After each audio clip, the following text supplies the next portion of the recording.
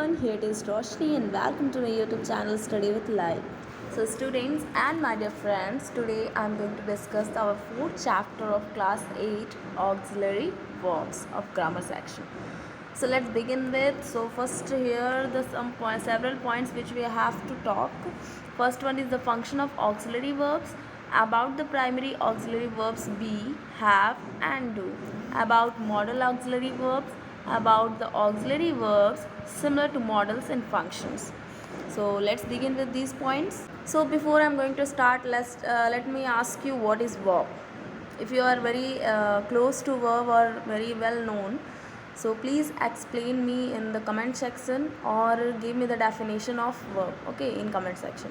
So let's begin. मैं आपको बता देती हूँ what is verb. Verb is a doing word. In simple word we can say verb is a doing words, like whatever the work is done by the subject or someone, so that work which is done by the someone is known as verb. एक हम ऐसे भी कह सकते हैं कि जो भी एक्शंस किए जाते हैं किसके द्वारा, जितने भी मतलब जो सब्जेक्ट्स है उसके द्वारा. लाइक एग्जांपल में हम कह सकते हैं प्ले, ईट, ये सब हमारे क्या हैं, वर्ब्स हैं. तो इसे हम वर्ब कहते हैं. जो भी काम, क्रिया, हिंदी में क्या होता है, वर्ब का हिंदी में क्या कहते हैं, क्रिया कहते हैं. यानी कि किसी काम के करने या होने को हम क्रिया कहते हैं. किसी काम को करने यानी कि काम हो रहा है तो उसको भी हम वर्ब कहेंगे. काम कोई कर रहा है तो भी हमारा वो वर्ब है. सो अभी हम पढ़ने वाले हैं ऑक्सिलरी वर्ब्स. तो चलिए हम लोग पढ़ते हैं कि ऑक्सिलरी वर्ब्स होता क्या है. सो यहाँ पे हम देखेंगे कि look at the verbs in the following sentences. First one is Tina had taken the shortcut yet she was late. Had taken मतलब यहाँ देखिए आपके verb के साथ had, have, been, do मतलब कोई भी चीज़ें ऐड हैं तो वो भी हमारा क्या है, taken के साथ. यानी कि taken जो है उसके साथ had का प्रयोग हुआ है. तो आप डोंट बी कन्फ्यूज कि had यहाँ पे हमारा जो है verb नहीं है. This is also verb because it has connected with taken, so this will become that auxiliary verb. Clear? After that कि हम देखेंगे the little child was crying inconsolably. तो जो छोटा बच्चा है was crying. अभी मैंने कहा कि कोई भी काम के करने या होने को हम क्या कहते हैं, क्रिया कहते हैं. तो यहाँ पे रोना भी एक क्या है, हमारा क्रिया ही है, क्योंकि हमारा जो रोना होता है वो भी हमारा एक काम ही होता है. तो इस तरीके से क्रिया जो है वो भी हमारा क्या हुआ, क्राइंग जो है क्रिया हुआ. ठीक है. For third one, I was asked to submit my papers here. Asked पूछना, यहाँ भी पूछा गया तो कोई वर्क किया गया तो इस वजह से that is also known as verb. Fourth one, you must send me the essay today. You must, here must क्यों, मतलब ज़रूरी है. देखिए जितने भी मैं यहाँ पे पॉइंट्स दिखा रही हूँ सारे हमारे ऑक्सिलरी वर्ब्स हैं और कुछ कुछ यहाँ पे वर्ब भी हैं, तो please don't confuse. Okay. So must यहाँ पे हमारा जो है वो ये भी हमारा ऑक्सिलरी वर्ब हुआ, ऑक्सिलरी. अब 5 है जो where do you study. Study यहाँ पे क्लियर है, स्टडी पढ़ना, तो ये भी हमारा क्या है, वर्क है. वर्क है हैशटैग क्या हुआ हमारा, ये वर्ब हुआ. So again now I am going to discuss this green table. Now look at the function of the verb combination in each of the following, each of the sentence. Verb combination. Verb combination कौन कौन सा हो जाएगा, had taken, क्योंकि because more than 2 words are taken here, so that's why these 2 words are from combination. Which type of combination? Verb combination. Okay. Second one, was crying. Here was crying, both are connected to each other. Still it's make verb combination. Third one, was asked. Here also verb combination. Must send, do study. So these are the verb combination which are seen in this several examples. Okay. Function क्या हुआ हमारा, to make the past perfect tense. अब ये किस लिए प्रयोग हुआ है, हैड जो है पास्ट परफेक्ट टेंस को बनाने के लिए प्रयोग हुआ है, कि जो टेंस जो बताने के लिए कि इस समय में ये चीज़ें हुई हैं. Was crying. Let me tell you students, I will give you one time, I will upload someday that is the whole tense formula for you, and it is that is your duty to learn that all. Okay. So second one, to make the past continuous. crying ing form जहाँ भी लगता है वो हमारा क्या हो जाएगा, continuous, यानी कि चलता लगातार, अभी वो ख़त्म होने का नाम नहीं ले रहा है. ठीक है. क्राइंग मतलब ing मतलब क्या हुआ, continuous. To make passive, passive बनाने के लिए, यानी कि एक्टिव में है तो उसको पैसिव में बनाने के लिए आस्क, वॉज आस्क में इसको कन्वर्ट किया गया है, ठीक है।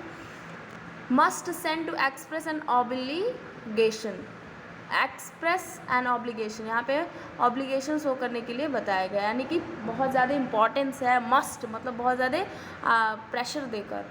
Do study to make a question, यहाँ पे क्वेश्चन बनाने के लिए इसका प्रयोग हुआ है, ठीक है।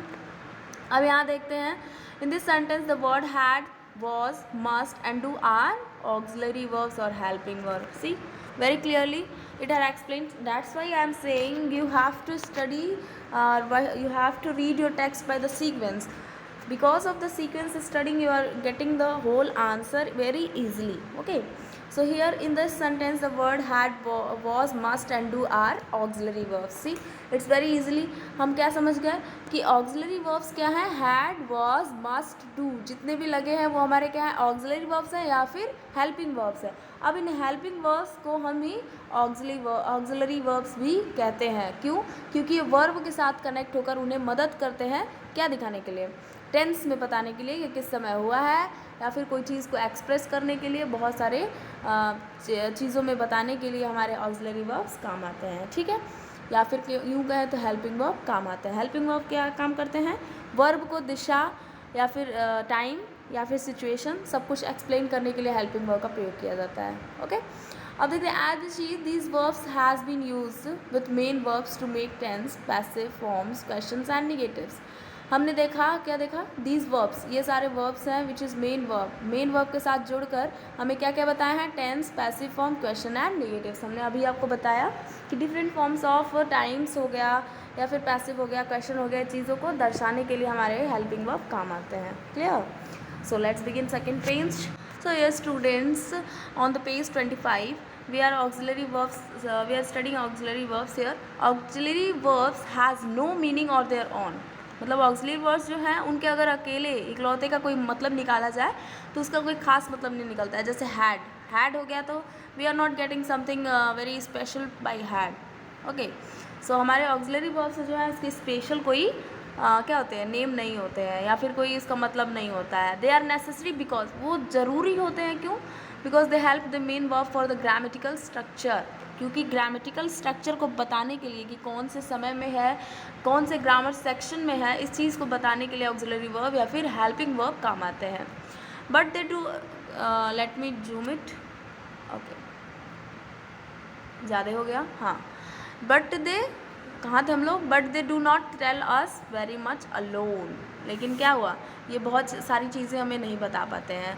Auxiliary verbs however have several important function, यहाँ पे आपके फंक्शंस दिए हुए हैं ऑक्सिलरी वर्ब्स के, to form questions, to form short answer, to avoid repetitions, to form question tags when statement does not have an auxiliary verbs, और we has and have as main verbs we use auxiliary verb to question tag. अब देखिए auxiliary verbs का कोई अगर पूछ दिया कि क्या मतलब वैल्यू है उसका, तो वैल्यू सिंपल से आप यही बताइएगा कि अगर हमें बहुत बड़ी कहानी को समराइज़ करना है, मतलब समरी में करना है, अगर 4 पेज की कहानी है उसे हमें 1 पेज में करना है तो ऑक्सिलरी वर्ब्स वहाँ पे काम आएंगे, क्योंकि ऑक्सिलरी वर्ब्स जो होते हैं शॉर्ट क्वेश्चंस बनाने के लिए, शॉर्ट रेपिटेशन, यानी कि एक वर्ड को बार बार रिपीटेशन, एक सेंटेंस को बार बार रेपिटेशन करने से भी बचाते हैं, ठीक है।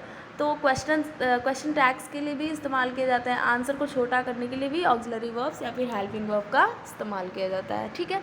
अब यहाँ देख सकते हैं हम लोग इस साइड में, this is taking too long, is this taking too long, यहाँ पे हम लोग क्या किए हैं, सिर्फ और सिर्फ ऑक्सिलरी वर्ब के या फिर हेल्पिंग वर्ब के मदद से हमने इस क्वेश्चन को आंसर में भी बना दिया और क्वेश्चन में भी बना दिया। Can I help you, can I help you, तो देखिए इस तरीके से हमें पता चल जाता है ना कि auxiliary verb, what is the value of auxiliary verb, it is use for making sentences shorts और अवॉइड फॉर रेपिटेशंस और बहुत सारी चीज़ें, क्वेश्चन टैग और स्टेटमेंट भी हम इसको बहुत अच्छे से बना सकते हैं, ठीक है।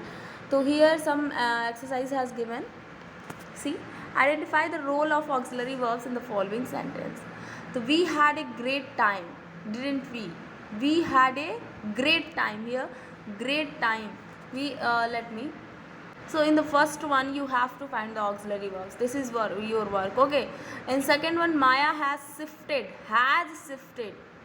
वी कैन सी मैं आपके लिए एक ही प्रोवाइड कर रही हूँ because you have to, it is your duty to complete the exercise. After that if you will find more hard, I will upload the exercise too. Okay, so in this Maya has shifted to Kolkata.